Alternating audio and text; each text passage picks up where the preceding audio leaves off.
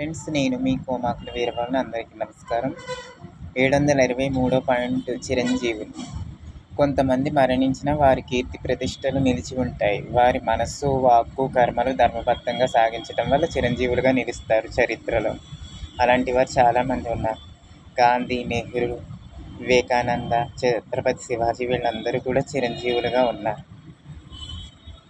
ఇప్పటికీ చరిత్రలో వాళ్ళ గురించి చదువుకుంటూ ఉంటాం, వారి పేర్లు తలుచుకుంటూ ఉంటాం. ఇప్పుడు ఒకటో పాయింట్, ప్రతిఫలం ఆశించకుండా దానాలు చేసినవారు. వీళ్ళకి దానం చేస్తే నాకేమొస్తుంది, నాకేం లాభం అని అనుకోకుండా ఉదారంగా, ధారాళంగా, ఎంతైనా చేతికి ఎముక లేకుండా ఇచ్చేవాడు దాత, అడగకుండా ఇచ్చేవాడే దాత. కర్ణుడు, ఇలాగా శివ చక్రవర్తి, ఇలాంటి కొంతమంది దాతలు ఉన్నారు చరిత్రలో. హరిశ్చంద్రుడు. రెండో పాయింట్, ధర్మసత్రాలు, దేవాలయాలు నిర్మించిన వారు. ఇప్పుడు మనం చాలా చోట్ల బయట చూద్దాం, సత్రాలు, దేవాలయాలు నిర్మించిన వారు కొంతమంది ఉంటారు. వారి పేర్లు ఉంటాయి దేవాలయాలపై. అలాంటి మంచి పనులు చేయడం వల్ల కూడా చిరంజీవులుగా నిలుస్తారు ఈ లోకంలో. 3 కవులను, పండితులను ఆదరించి పోషించేవారు. వారి చేత ప్రజలకు ఉపయోగపడే గ్రంథాలు వ్రాయించిన వారు కూడా వాళ్ళు చిరంజీవులుగా గుర్తింపబడతారు. సమాజంలో వారికి ప్రత్యేకమైన గుర్తింపు, విలువ ఉంటాయి. చెరువులు, బావులను త్రవ్వించిన వారు. అలాగే చెరువులు, బావులు నీరు ప్రజలు వాడుకోవడానికి, అవసరాలకి చాలా పనికొస్తాయి. మంచినీరు తాగడానికి, అలాగే ఇతర పనులు చేయించుకోవడానికి కూడా నీరు ఉపయోగపడుతుంది. దైవభక్తులు చాలామంది ఉన్నారు. అన్నమయ్య, త్యాగయ్య, రామదాసు, భక్త తుకారాం, చంద్రభాగ తరంగాల్లో ఉన్న భక్తులు వీళ్ళందరూ కూడా స్థిరస్థాయిగా చిరంజీవులుగా ఉంటారు. మార్కండేయుడు వంటి వారు. అలాగే పరోపకారులు, ఎప్పుడు పరులకి, ఇతరులకు ఉపకారం చేసేవారు, ఇతరులకు మంచి పనులు చేసేవారు కూడా చిరంజీవులుగా నిలుస్తారు.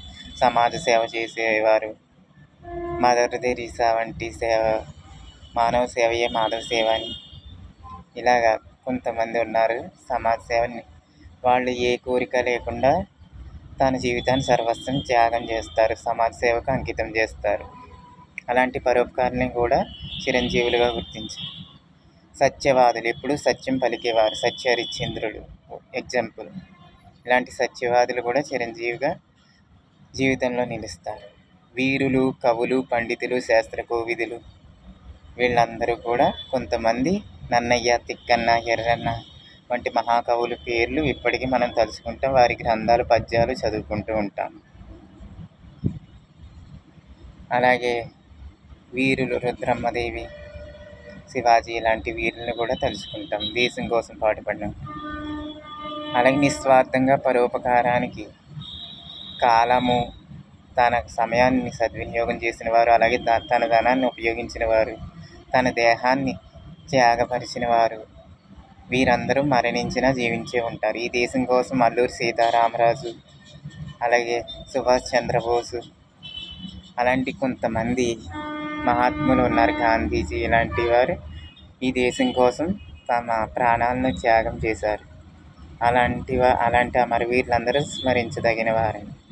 ఇలాంటి వారందరూ తమ స్వార్థం చూసుకోకుండా దేశానికి తన ప్రాణధన మానాలను త్యాగం చేశారు. వీరందరూ మరణించినా సరే జీవించి ఉంటారు దేశంలో. ఇప్పుడు తరాలు మారినా వీరి గురించి ఎక్కడో అక్కడ, ఎప్పుడో అప్పుడు ఎవరో ఒకరు కీర్తిస్తూనే ఉంటారు. పలానా వ్యక్తి ఇలా చేశాడు, మంచి పనులని చెప్పుకుంటూ ఉంటారు. అతని వల్లే మనం ఇలాగున్నాం ఈరోజు అని తలుచుకుంటూ, వాళ్ళ పేర్లను తలుచుకుంటూ ఉంటారు.